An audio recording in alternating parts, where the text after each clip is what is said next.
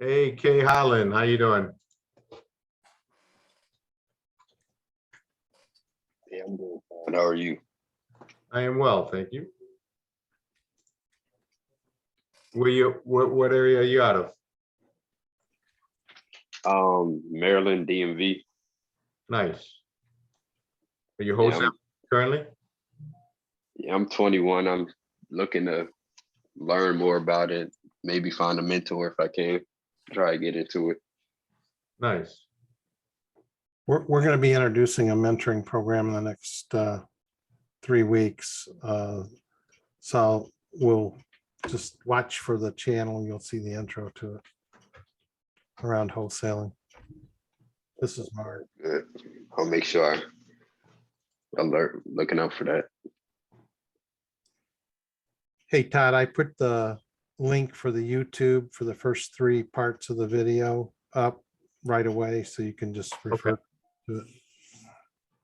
All right, Mark, I sent you one right now that you could just print and keep in your car. That's one of them, okay? Yeah. If you can, shoot me the one in a Word format so we can use it. Yep, that's what I'm doing now. Everybody be patient with us. We're going to start here shortly, just letting people get on. Actually, we're early. Glad to have everybody here. Hi, Angela Thomas, how are you? Hello, how are you? Thank you for having this meeting. You're welcome. Are you, where area market are you in? I'm in Ypsilanti, Michigan. Oh, terrific. Mhm. That's a good market. I'm excited. Are you a wholesaler? No, I want to learn more about wholesaling. I'm in the process of retaking my real estate exam, but I heard real estate exam may not be, a real estate license may not be needed. I know you can't, it's not smart to have a real estate license in wholesale. No. It is smart to have one. See, my teacher, he told me different, but I'm gonna listen to you because I know you the expert. I heard good reviews about you. My friend Valita actually listened to one of your webinars and she told me to tune in today. Nice. Yeah. So being a real estate agent, the advantages is the big advantage is you got access to the MLS, which means you could pull comps real fast. You can check the public records and you could get a lot of information off the MLS. I mean, I could get people's phone numbers off the MLS while I'm working it. You know, you can find out if they live there, if they don't live there, where they live at, what the history, if they ever had a mortgage, what the history of the house is. I could do this all in less than 5 minutes, right? Mm-hmm. So then you're able to talk with confidence when you're negotiating a deal, you know? So that's the big thing. There's a lot, and then sometimes you might not be able to get the deal as a wholesaler, but you might be able to list it for them. I do that once in a while. Oh, okay. And I'm closing on a traditional real estate deal tomorrow. Actually, I'm making like $9,000 on a traditional real estate deal. Wow. So I think it's smart. And you can always tell and it gives you a little bit of credibility, you know. You can tell them you're an investor. You're also a licensed real estate agent. Like if I was going into a house, I would say, I'm an investor, but I'm a licensed real estate agent. Trust me, that's the first question you should ask anyone if they're licensed. If not, don't let them in your house. I just threw you under the bus, didn't I? So that's what I tell them. But, Yeah, I'm just going to reinforce what Todd said. I'm a wholesaler, but we list as many houses as we wholesale. So it'll make you money to have a real estate license. To go, can I use the island? Let me know. yep, 100%. Yeah, we'll get started in a second. I'm just looking for a couple of things and then we will get, Todd, why you both for? if anyone could hear, everyone could hear me. If you could go in the chat and like, just type in your name. Cell phone is great because I'm gonna send you a link with some purchase agreements, assignment agreements, things like that. Email address, and don't forget the market that you are in. And I'm gonna do that now, and you guys can reach out to me.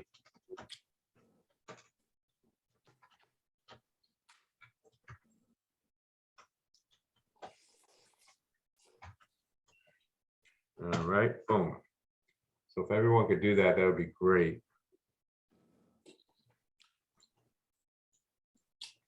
I'm looking for one more thing and then we'll get started.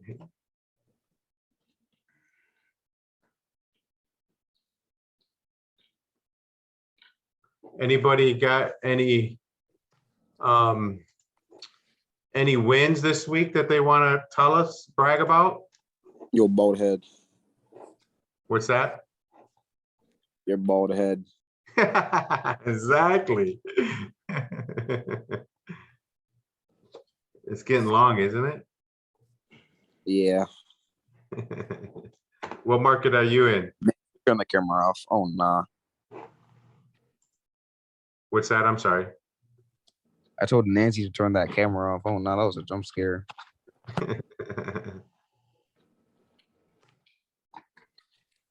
What market are you in? I'm in the 7th one. I'm sorry. I said I'm in the 7th one. Me and Joshy are in the 7th market. What market? Right, Joshy? Yeah. Yeah. We've been doing it for like a few years now, so we're pretty much experts on all this stuff right now. Got it. Anybody have any wins that they want to talk about? Anything good that happened this week, or any closings, any deals they get under contract, anything like that? Well, we looked at 12 properties yesterday, which is a investor that has, he's been ill. He's got 8 of his properties where some of them he's sold on land contract, but people haven't made payments in 2 or 3 years. One in White Lake, one in Waterford, some in Pontiac. Appears to be motivation. Looks like some really good deals there. Nice. Doesn't want any listings, just wants to offers on them. So we're meeting with him. And then I gave you 3 or 4 to go look at in Pontiac, in Flint that we tied up. Yeah. So, yeah. And I've got 1 retail deal closing this week. So that's my wins. Awesome. Awesome. Nice. Love to see that. All right, I'm looking at one stock. We're gonna get started in 2 seconds here. What time we got? 6. And we tied up a brick in Flint last night for $5 grand, Todd. So you look at that one too. Awesome. You know, starting out in the market, I'll have to say that we actually went around, excuse me, to look at some housing to see if there's anything that looked like distressed. And there were 3 properties that we came up with. So I'm trying to put together, that's a step for me. I know it's nothing for y'all, but it's a step for me. No, that's awesome. It sounds like you're taking action, right? There's a really good video that just went up on our YouTube channel. Todd did an investor meeting last night, and he showed people that, they've got the house. People are saying what they want for it. He showed them how to go in and analyze it and figure out what price they needed to buy it for and how to quickly do that. So it's a great video if you're getting started to watch. Awesome, for sure. All right, so I guess we'll get started. There might be some people that might join us, but no big deal. So this is a 4-part series. This is our last series regarding wholesaling. We were talking in the beginning, we might have talked about how to get a deal, how to find deals, and then how to get them under contract. And the next one, this one here, let's see, let me tell you what the first one is how to get started in wholesaling and finding leads. And then the other one was how to talk to sellers, negotiating, and then ordering title, finding the buyers was number 3. And today we're talking about closings and how to get paid, okay? Which is the best part. I had 2 closings today. I got a closing tomorrow on a real estate deal and 2 next week. So already scheduled, and I got a bunch more. So this is the best part of it right here. So so just to briefly tell you a little bit about me, and you can go on my YouTube page and Mark's YouTube page. I think he put it in there, and you can see the other ones, the other series, and a lot of other stuff that we've done in the past. But a little bit about me. My name is Todd Chunn. I'm from Detroit, Michigan area. Wholesaling mainly in this area in Metro Detroit, all the way from Detroit to Flint, Macomb County, Wayne County, Oakland County, and Genesee County. And I do some a little bit out of state and up north and things like that. Okay, I've been doing this for 6 years, going on 6 years, and that's enough about me. And all right, so today we're going to talk about closings. Okay, it's very, in my opinion, simple. You first need to find a title company that is wholesale friendly. How do you do that? It's you go on Facebook or you go to a meetup and you just ask people, or you go to a Facebook group about that people that wholesale in your area, and you ask people what title company do you like to use? All right, and then before you know it, you're going to get a common theme of a certain title company that a lot of people are using. You can even ask buyers, do you buy from wholesalers? Great. What title company did you use? Do you buy in this, whatever, you know? So now you're going to, and then you can always ask them, who was the representative that you worked with? Okay. I got a title company, my favorite title company I use here. It's called Speedy Title. And I got a lady that I've been, actually, she worked at a different title company like 6 years ago, 5 years ago when I first started out. And then she's been in the title business forever. And then I could see that she was gonna be leaving the title company and going on her own. And so I hired her to be on my team for a couple years. Okay, and worked out really well. We're really good friends to this day. And then things happened, and she went back to the title company, another title company. That's who I use all the time. And then she was still working on my deals while she worked there, but it worked out better where now I just use that title company. And I could text her at any time of the day, any night, weekends. She responds. I bring her a lot of business, and my other wholesalers use her also. And so it's like a person on your team that is really, you know, she's like a team member. I don't pay her weekly or anything like that, but I know she's got my back, and she'll make sure she knows how I operate, and she'll make sure things get done correctly. And it's a good to have that. It's horrible in the beginning when you're not, you know, you call the title company, they don't answer the phone, and you text them and all that good stuff. So that's a good way of finding a title company. Meetups, ask buyers, ask wholesalers, who do they use? And also you could get your purchase agreements, assignment agreements from these title companies. You could ask them, what title company do you guys like? I'm sure they have one that they could send to you, and you could get one from me and other people too, I'm sure. But that is a good way how to utilize a title company.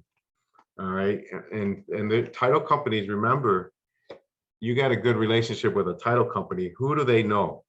they know all the investors that buy houses if they're a wholesale friendly title company. So you got to figure out how can you get a list of those buyers from that title company, right? You bring them enough business, you guys are gonna be able to work out something. So that's just another way of generating leads. Okay, so of course, when you get a deal on the contract, I have a Scanner Pro on my phone. So when I write a contract, I sign it, the seller signs it, and then I scan it right on my phone. So I got a nice PDF copy of it, and I rename it to the address of the house. And before I leave that house, I email it to myself and to my title representative. I email it directly to her and I say, please open up title on this one. Boom, that's before I leave the house. So now the ball's rolling.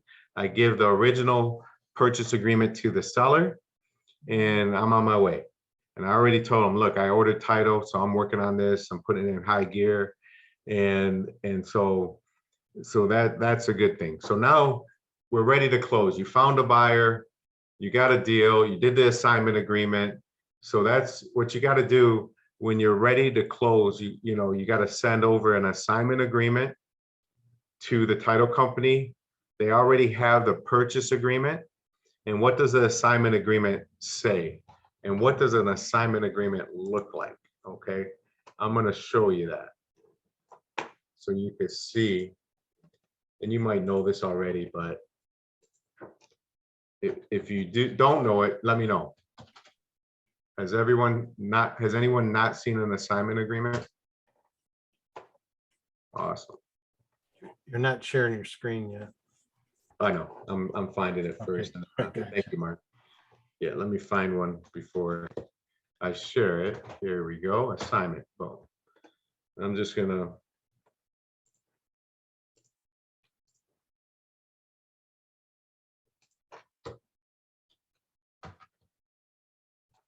Assignment. Let's do this one. Boom. All right. So I'm gonna share my screen now.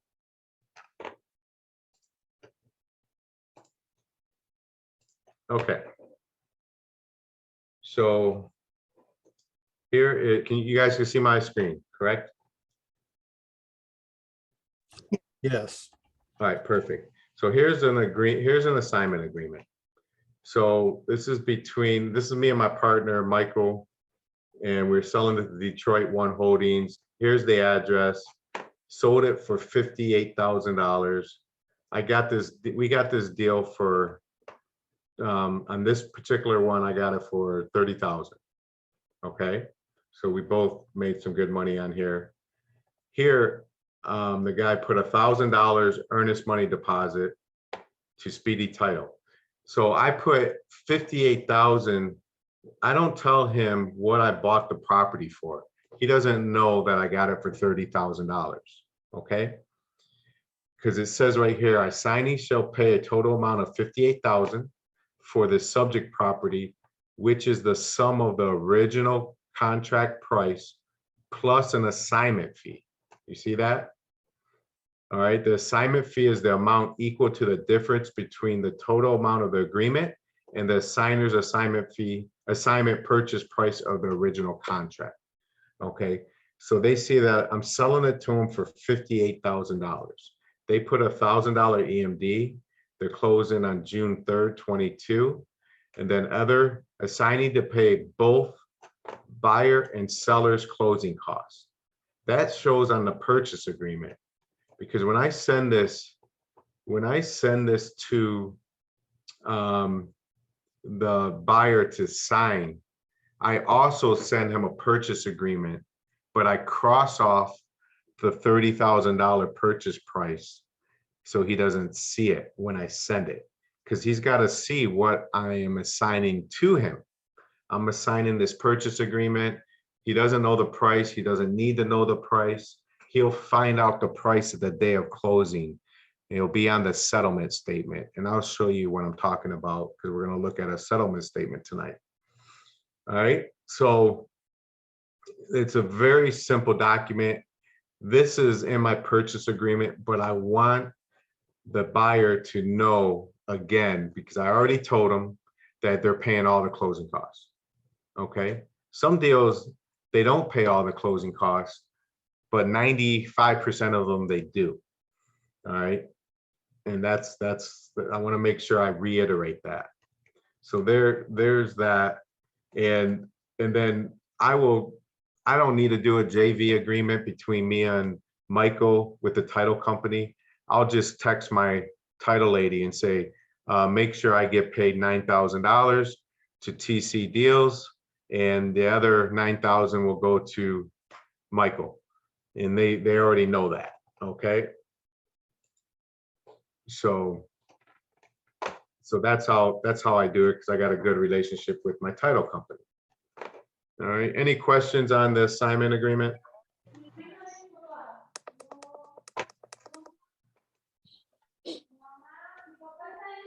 I like the way the form is nice and to the point. Right, it's simple, easy to read, right? Yep. And then if you have other additional comments, you could put it under the other agreements, you know, if you had any other special requests and things like that. Okay, so there's the assignment agreement. Then I set up the closing. I find out when the title company can close. I usually go to the title company first and say, you know, look, you know, I always got an idea. Like if I'm trying to set up a closing and today is Thursday, sometimes they could close it tomorrow, but usually I'm gonna say, look, I don't like to close on Mondays because the title company is usually scrambling on a Monday. I might set it up for a Tuesday, because they're not going to work on a Saturday and Sunday, and they won't get the docs out on Friday. And then I want my buyer to wire the funds. You know, if they don't wire it on Friday, they got to wire it on Monday. So I usually don't close on Mondays unless I have to. So I would set up a closing for Tuesday. I usually set up my closings for the afternoon, because that gives it time for in the morning. If they don't wire, if the buyer doesn't wire the money the day before the closing, that's typically how I want them to do it. But they can at least do it in the morning when the bank opens, and the money will hit by 1 o'clock. So I usually close like 2 o'clock, 1 o'clock, 2 o'clock, 3 o'clock, something like that. Okay. Now, I used to go to my closings. I'm not saying that it's not good to go to closings, because you could still connect with the seller. You could try to get a testimonial from the seller. You can get referrals, you know, you can network while you're at the title company and things like that. But it is absolutely a waste of time for me to go do a closing besides those things I just said.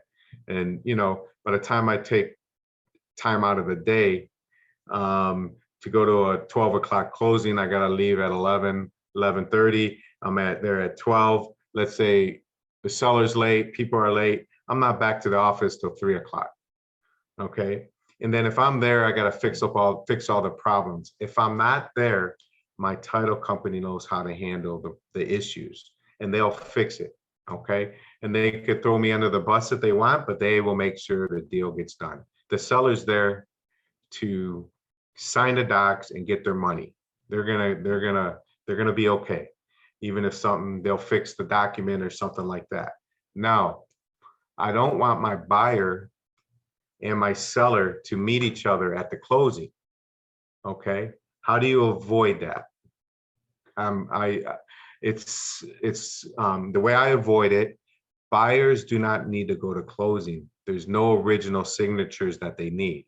All I need my buyer to do is sign or send the money and e-sign the closing documents. My title company will send it to them to e-sign, and they'll send over their identification, and that's all we need to do.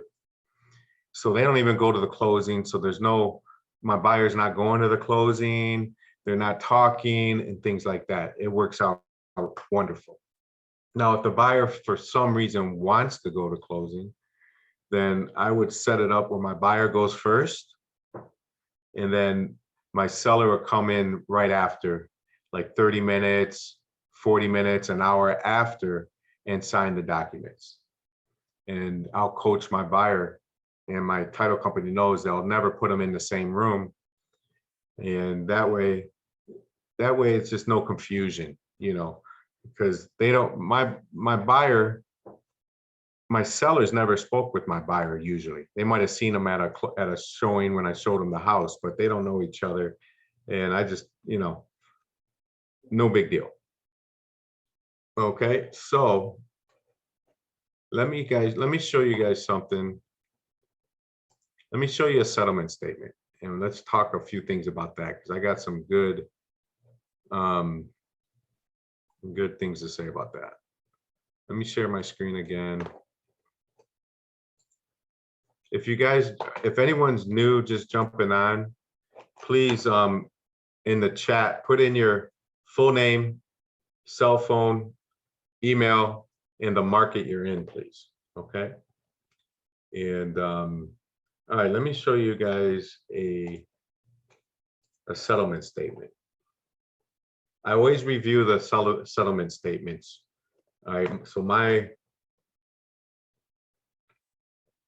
don't know how to make this. I'm trying to drop this so I could. All right, there we go.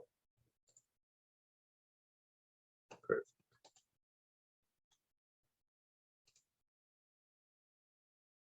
All right, hang on. There it goes. All right, so I always review the settlement statement before, a day before, maybe 2 days before, whenever they got the docs together. Okay, what am I looking for? All right, so here's a settlement statement now. My buyer's name is here, okay? The seller's name's here. I'm looking for this, the assignment fee. I want to make sure the assignment fee is on here. I JV'd with somebody out of Texas on this deal, and they made a little more money than I did. No big deal. I made $4,300. It was a really simple deal for me. And the buyer's paying all the closing costs. As you can see, this is the buyer's side, and they got a credit for some taxes here. Okay. I don't even look at the seller. Well, I do look at the seller closing docs. I don't think they sent me this. I'm going to find another one. And what I'm looking at, well, let me find one, because I want to show you why it's important. But this is why that's what I'm looking at here. These are the closing fees, and I'm looking to make sure they got the assignment fee right. So we got this deal under contract for $23,600, and we sold it for whatever these fees are plus the assignment fees. Oh, here it is. We sold it for $35,896. It was probably $35,000 even, but some of the closing costs, it was something like that. I can't really remember, but you know, because plus they were paying closing costs. So we might have sold it for $34,900. I think that's what it was, $34,900 at the end of the day. So, all right, so I'm gonna stop sharing this for 1 second. And while I'm looking for this document, it'll be a second. What other questions or comments does anyone have that I can answer?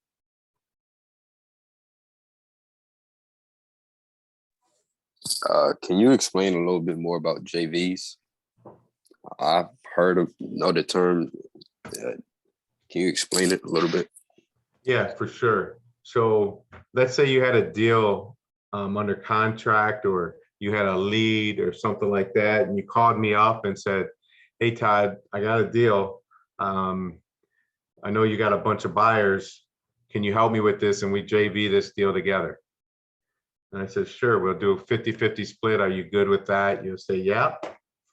And then a lot of people, we don't even sign anything, but I would suggest you sign a JV agreement. It just states that you guys are working it together and you're splitting the proceeds 50-50. Okay, that's pretty much it.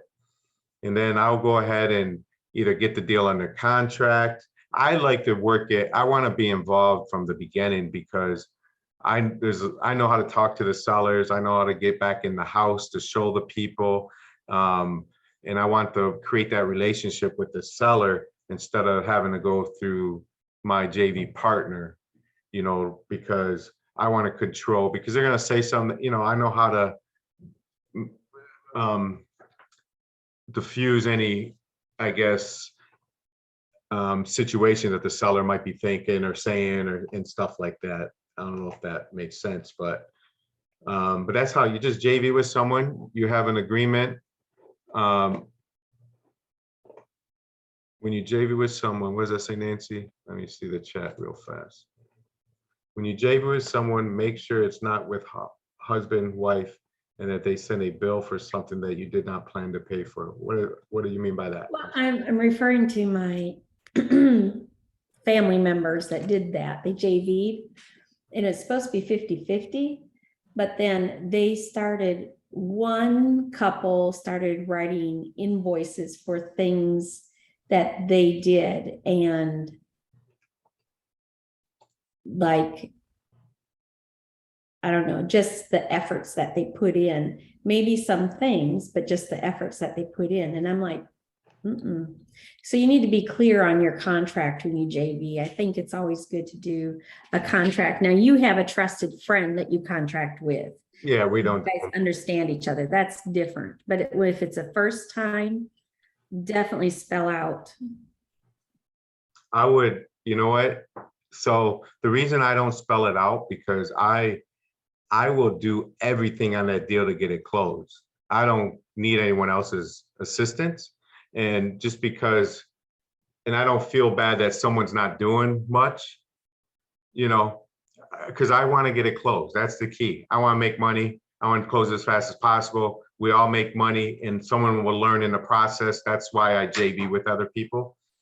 And I would never, yeah, some people might say, well, I did more work than you on this deal. I should get more money and this and that. Then you don't want to JV with someone like that. I wouldn't even spell it out. I just wouldn't work with them. And if I do spend money out of my pocket, or if I need to, let's say I need to get the grass cut, or I need to get a notary out there and pay for it, I'll just call Nancy and say, Nancy, this is gonna be $100. I'm gonna pay for it. And we'll just, you know, split it. You know, I'll get my money back at closing. You know, we'll say yes, you know, things like that. Very rarely do you gotta pay for anything, but sometimes you do, definitely.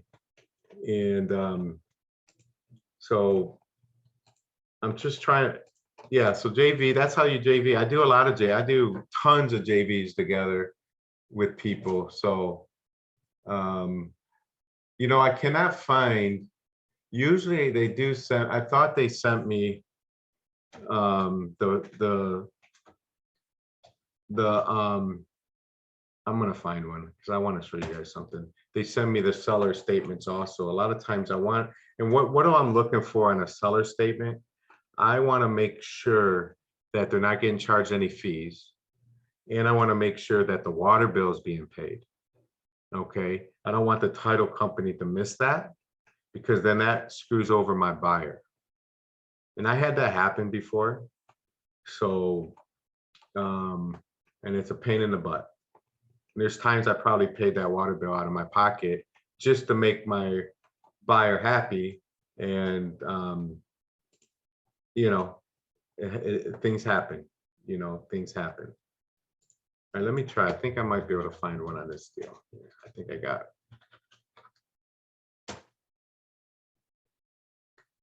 Sorry for this.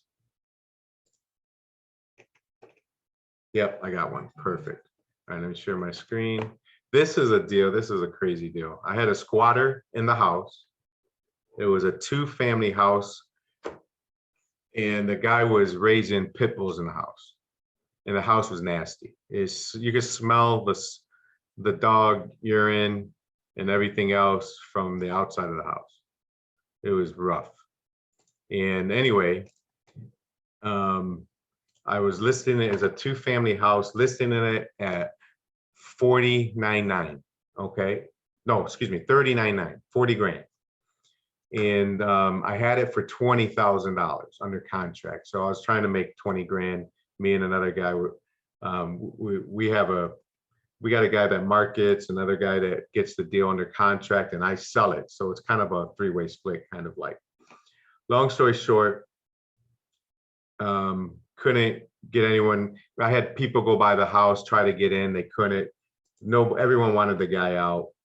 So went back to the seller and said, listen, and I told him the reason why, all this other stuff. And I don't think the seller was that truthful. She said he was a squatter. And I think the guy's been there 5 years and things like that. And I checked the mail out of the mailbox, and it had his name on there for the electric bill and things like that. So I don't think it was that much telling me the truth. So I ended up going back to the seller, getting it for $15,000. Okay, so here's the seller statement here. Sale price is 15, perfect. And the seller might see there's a different buyer than me on there. They never say anything, but if they do, I would just say, that's my partner, my investor partner, okay?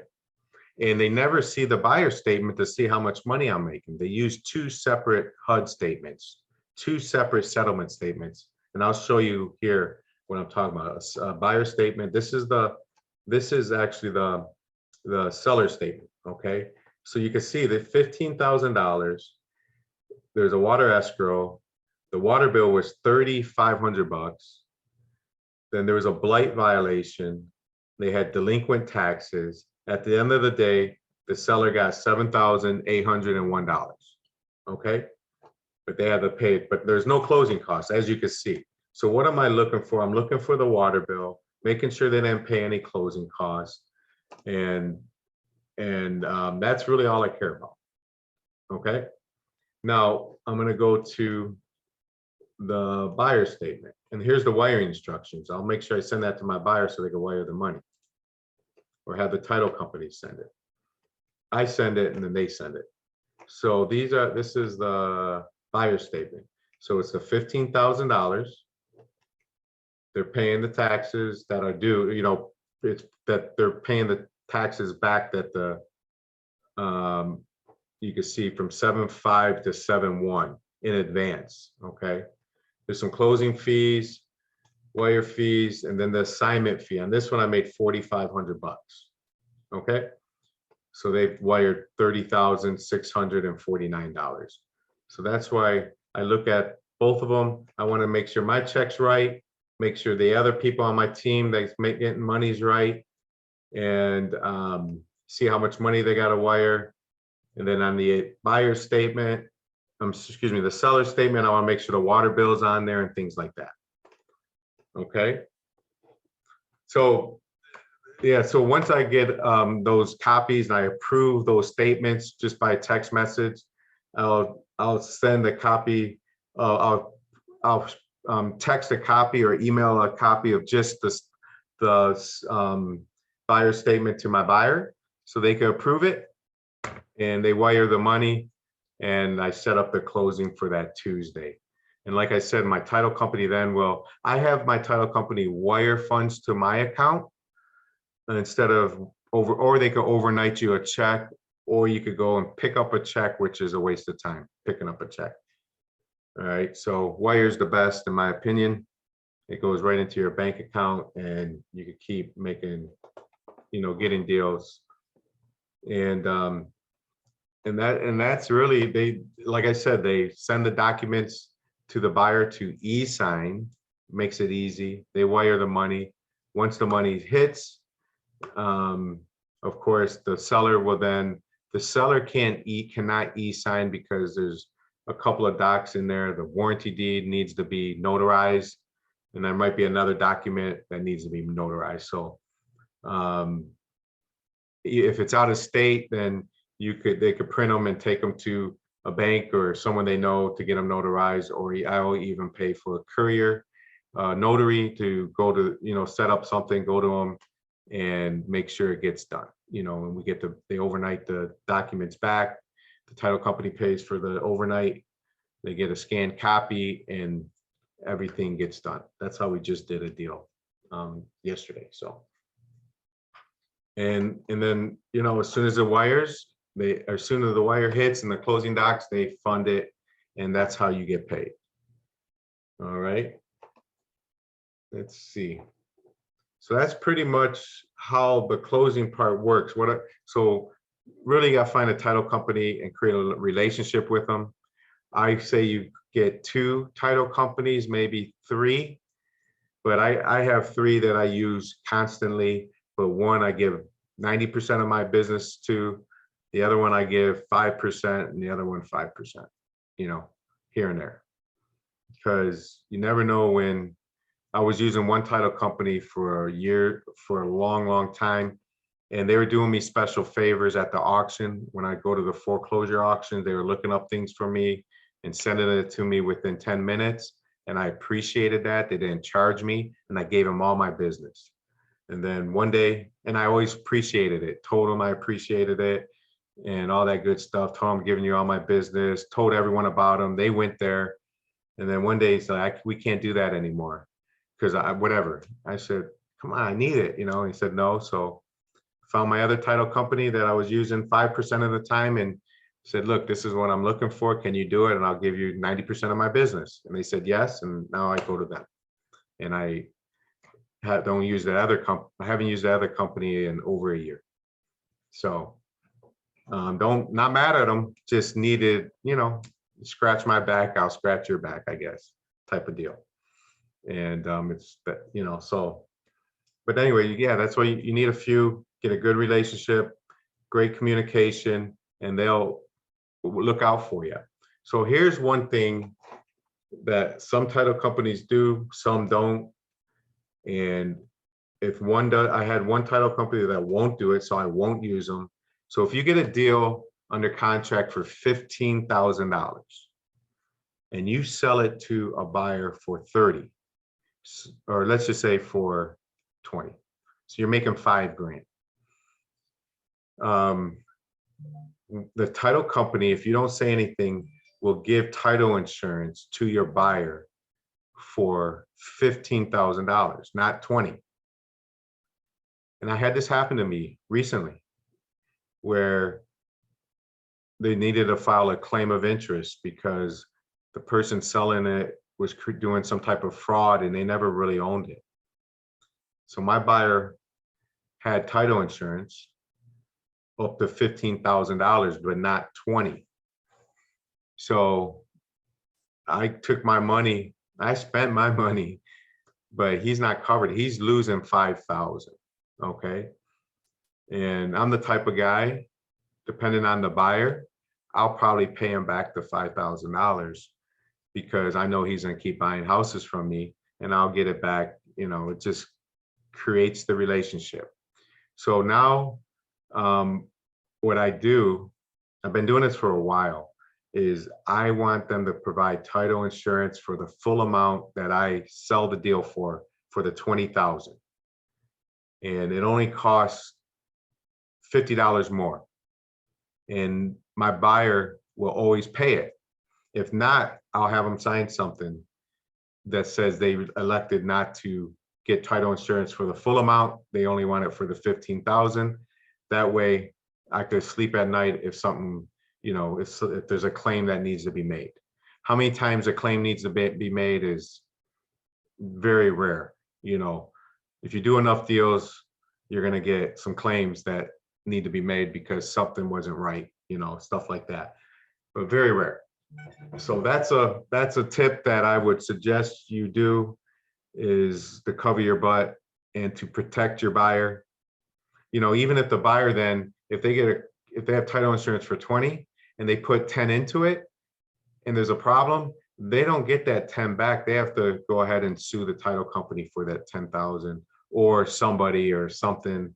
They could lose out on that, or they get the title fixed and everything's good to go. So, but it's just something that I want to make sure that happens, because in my market in Detroit, unfortunately, it happens a lot of places, but there's more common. They have, you know, where people have commit fraud with bad titles and quick claim deeds and things like that. So, and but not just in Detroit, in Metro Detroit, because one of my deal was in Westland where the guy he did 3 houses like that. He tricked, and the guy went to the title company and closed the loan face to face with his ID and everything else, and he never owned the house. So whatever he did, he was pretty good at it because he's lost. He's nowhere to be found. And But anyway, that doesn't happen much. But that is, so that, I mean, that's how, that's the closing, that's how you get paid. There's times also, so there's some deals I might do and I know the buyer really well and say, look, I gotta close this deal fast. I need you to come in. He'll come in and pay the 15 and then I'll do a marketing agreement and he'll pay me $5,000 on the side. Not on the settlement statement. That's happened before. Things like that. So if you trust them, you gotta trust the people. You know, don't do it if you don't know them or if you don't know them that well. You know. But that's any questions? Because regarding closings, titles, things like that. All right. If not, then we still got some time left. So let's just talk. Let's just talk about anything you guys want to talk about. Any questions and anything regarding wholesale. So Todd, the forms you showed earlier, are you going to be sending those out like on the assignment agreement and on your purchase agreement you currently use? Yes. Yep. I'll show you what I'm going to send out to everyone. Some people might have this already. And here's what I got that I'm sending out. All right. So I got an assignment of purchase agreement. It's one you could print out. I think it's on a Word doc. You can actually print it out and fill it in. Okay. So there's one document. Then I have a calling script that you could use.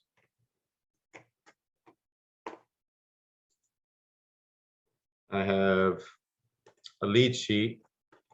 This is how I used to do all mine. Forget the CRM. I would just get their name, address, phone, email, and I would ask them, is your house brick? Is it frame? How many bedrooms do you have? How many bathrooms? Does the property have a basement? And I'll just go over and ask most of these questions. And what you're trying to get when you put these in here, your items to try to get when qualifying a lead: condition of the property, motivation to sell, their timeline to sell, and their price. Those are, and there's some questions here that you could ask as you're going through it. You know, do you owe anything on it? Do you owe anything on your house? Is there anything wrong with the property that I should know about? How soon do you want to sell your house? Things like that. Just a few questions. There's a lead sheet there. And then a 3-option letter of intent. This is if you got someone that wants, like, let's say someone wants this house on Trinity and they want $45,000 for the house. And there's no way I'm going to pay $45,000. Then I might do a 3-option letter of intent that says, you know, for cash, I will pay you $22,785, or option 2, I'll pay $45,000, but we'll give you $6,000 at closing, and we'll give you $216 a month for 180 months. Okay, and the buyer will be you know, I got it all written out. Or I'll give you a yearly option. I'll give you $8,600 and pay you $2,600 a year. It sounds better than $216 a month. And that's really what I want them to do usually. And then I'll send them that and see if I could get any interest out of there. Because I know they're not, 99% of the time, I know they're not going to take this number here, but they might do one of these other 2 options. And you can wholesale these options pretty easily. You know, if they pick this option here, I'll say, look, I got a land contract available. It's, you know, it might say it's $15,000 out of pocket to get into the deal, and 6,000 of it will go to it. Now I'll explain it to them. 6,000 will go into it. The rest is mine. You know, I'll let them know how I structured it. You know, here's a purchase agreement that you could fill in. You could just print these, take them with you. It explains everything, the closing, all the good stuff. All right, so that's in there. And then let's see if we got a couple more documents. This is another script this right here is important, I think. This is a tenant. If you're selling a property that is tenant occupied, usually in my market, you're not going to get proof of payments from a tenant. They either pay cash or the landlord doesn't keep any history, things like that. So you have the landlord fill this form out. Address, tenant's name, phone number, their current monthly rent, the deposit that they paid. How do they pay the rent? Is it Section 8? What day of the month do they normally pay? What day is it due? Is the property rented month to month or leased? And how long is the lease expiration? All right, so we ask them all these questions, right? And then you make them sign it. And also before then, you should already have a copy of the lease agreement. You need that. Why do you need a lease agreement? Because a couple things. The title company needs to see if there's a security deposit that needs to get credited to the new buyer. And we need it. I need to give it to my new buyer anyway. So there's that. And then here I would have the tenant fill this out. Kind of the same thing. Deposit, monthly rent, and it's really pretty much the same thing, not as much, but because I want to make sure we're all on the same page. Who pays the water? Who maintains the lawn? Do they want to stay? Are they current on their rent? Things like that. So those are a couple of documents that I thought would be pretty. A lot of people don't use those, but. All right, any other documents that someone might need? That's a good starting package, I guess.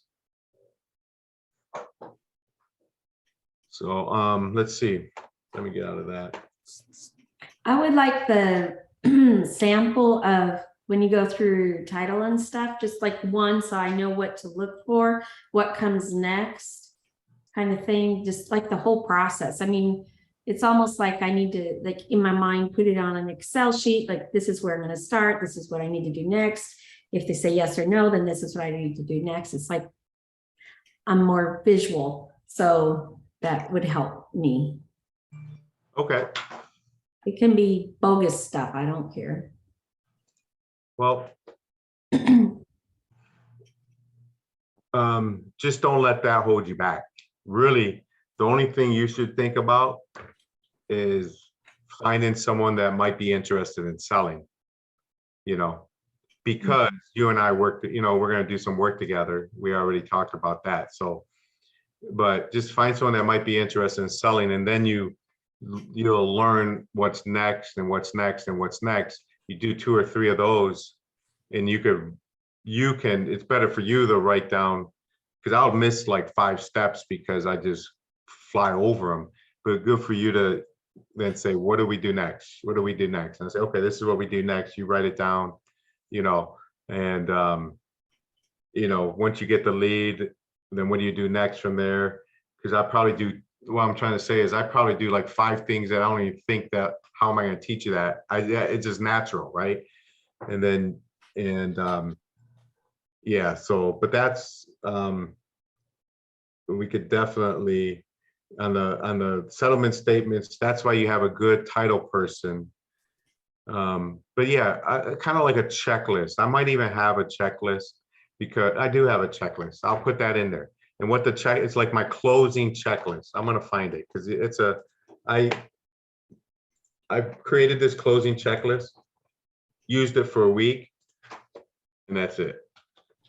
Not because, this is because I do everything out of my mind. My mind. I don't really, I'm gonna show you this. While you're looking for it, can I give your disclosures for the seminar? Yeah, please. Real estate by its very nature is risky. Sometimes you win, sometimes you lose. We're not giving legal advice. I recommend you talk to an attorney or CPA for that. And said another way, everything that Todd's told you tonight's a lie. If you like it, try it on. In other words, don't sue us. Good. All right, closing checklist here.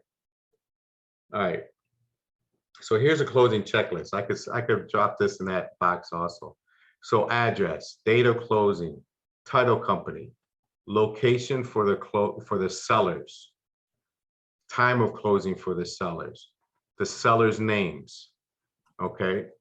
Initial purchase price, who pays buyer's closing costs, who pays seller's closing costs, time of closing for the assignee, who's the buyer. Are they gonna e-sign or location of closing for the assignee? The new buyer purchase price, okay, that's what I sold it to him for. Name the buyer is buying in, like if they have a LLC, the buyer's full name that is signing, the title company always needs that. The buyer's email, and then I put a checkbox where the wire instructions sent to the buyer. Okay, and then additional comments if there's any special notes, things like that. The total assignment fee payable as follows, and then I put in there TC deals and if I have any JV partners, and then I put in a check. Have I checked the seller statements? Have I checked the buyer statements? Is the water bill on there? Are the lease agreements received? Was there a security deposit? The next due date, the monthly rent amount. So this is what a lot of everything that is needed to wrap up a file.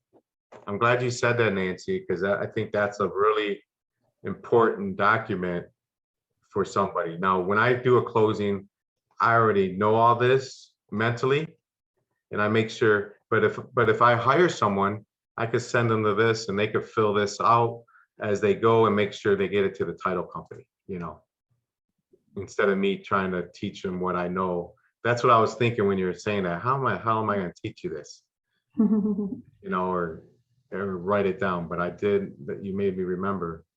So I'll download that, put it in that Dropbox link and send it to you. Does that seem helpful? Was that helpful on that? Yeah, I'm glad you did it. All right, awesome. Awesome. Any what else? What other questions or comments? Or how can I help anyone that's just starting out, or what are you struggling with? What do you think?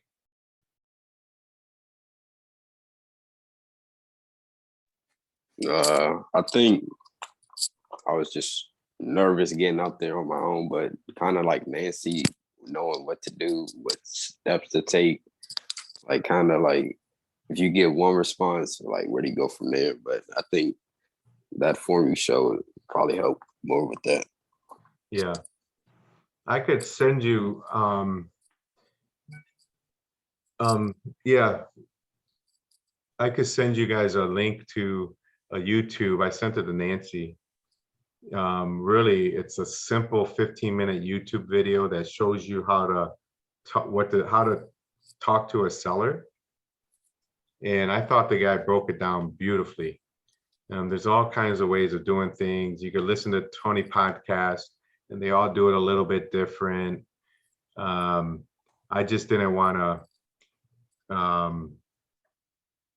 I think this guy broke it down the best that I've seen. The simple, you know, we're keeping it simple. And so that's how I'm trying to teach everyone how to do it. And then once you get that down pat, then you could put more of your own personality into it and things like that. But there's a reason why he does it the way he does it. He kind of explains why and things like that. It's really good. Okay, yeah, if you could send that, I appreciate it. Yeah, for sure. And you know, I got a Facebook group page called TC Deals Detroit. You're more than welcome to join it. I know Angela's local and you're local also. You're more than welcome. You know, there's meetups around town. There's probably 5 or 6 every month. And I go to all of them pretty much.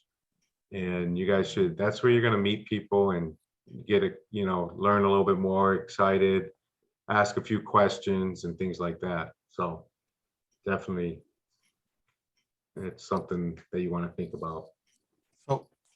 I've been around the game a long time, and what Todd really offers is the fact that, you know, like, you're getting started, you really don't know what to do. Sometimes you don't know how to bid the house, what to quote, how to make your offer, whatever. So teaming up with an experienced wholesaler is really the way you're going to learn this business the quickest and the fastest. And Todd offers that. A lot of times we get good deals put together, and then I need somebody with a buyer. So Todd's working with a ton of buyers. So I'm always bringing the deal to him to say, who do you have, you know, and then we're joint venturing it. So, so I guess what I'm saying is, if you're getting started, team up with a real good experienced guy like Todd, and you'll learn it really, really quick. Well, listen, this happened actually today. I had a wholesaler that I've worked with a lot. He went on his own now. You know, we JV'd a lot of deals together. I'm happy for him. He's doing really, really well. And but he has a deal in Detroit, a 2-family that he's got to close it. I went through the 2-family over a month ago, and it's, I guess he wanted to take, you know, whatever happened, he's doing it by himself, and it's ready to close, and he doesn't have a buyer. So he's asking me, do you have a buyer? And it's got to close by this day and this and that. And I'm thinking, I'm like, yeah, and we can't get back in it. He's already used up his passes to get inside this house and look at it. You know, the seller thinks he's buying it. So he didn't really do that part right with the seller. So he got it for $35,000. I want to say, let me make sure. Yeah, 35 grand. I could sell this property. It's a 2-family brick, decent block, clean. I could sell it for 55,000. So there's $20,000 right there. And worst case scenario, I sell it for 50, but I'm pretty confident I could sell it for 55 if we could get inside the house and show the right people and things like that. So, so what I'm doing, I'm trying to be creative at this point. I'm going to go to a buyer of mine that I know is going to love the property. I say, listen, you can't get back in it. Here's the pictures. You got my word. It's a good house. If you buy this thing for $35,000, I'm going to sell it to you for 55. I'm making 20 grand. That's, you know, they don't care. And I said, if you buy it for 35,000, I will give you first option to buy it for 55 from me. But you bring in the close, you come and close the deal. Okay. So they buy it 35 grand. And they walk through it. They say they want it. Great. They're going to give me 20 grand. All right. That's how much I trust them. All right. Now, if they don't want it, then I said to them, if you don't want it, I'll sell it to, I got like 5 people that'll buy this house. I will sell it, and then I'll pay you back your 35,000, plus I'll give you an extra $4,000. All right, so that's just kind of a creative way of doing a deal and not letting it get away from us. Does that make sense? It's definitely out of the box, out of the ordinary. But someone could loan someone 35 grand and within 30 days make 4,000. It's a pretty good return on, you know, you're not getting those returns at a bank. But that's just a little story, I guess. But what else? Anything else before we wrap it up?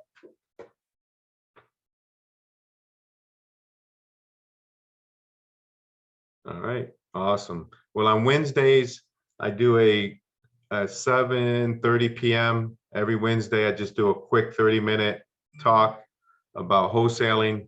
Anyone that has any issues, problems, I might give a tip. You're more than welcome. It's the same link here to jump up on a Wednesday and ask me a question and try to help you. If you ever need me to call somebody for you, that you might know that might be interested, reach out to me, send me a text message. Please make sure everyone has their cell phone in the chat box. And I'll make sure I text you over this link, this Dropbox link, and with all the documents and things like that that's in there. So, all right. All right, last chance. Any more questions, or is that it today?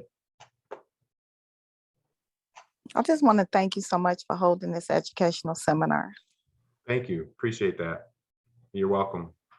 Likewise, thank you for your time. You're welcome. Thanks, everyone. Same, thank you. Thank you. Yep. Awesome. All right. Well, I appreciate everyone. Remember, reach out if you need me. If you're local, let's meet up at one of the meetups and let's try to make some money together. All right. Okay. All right. Thanks, everyone. Thank you. Good night, everybody. Good night. Good night.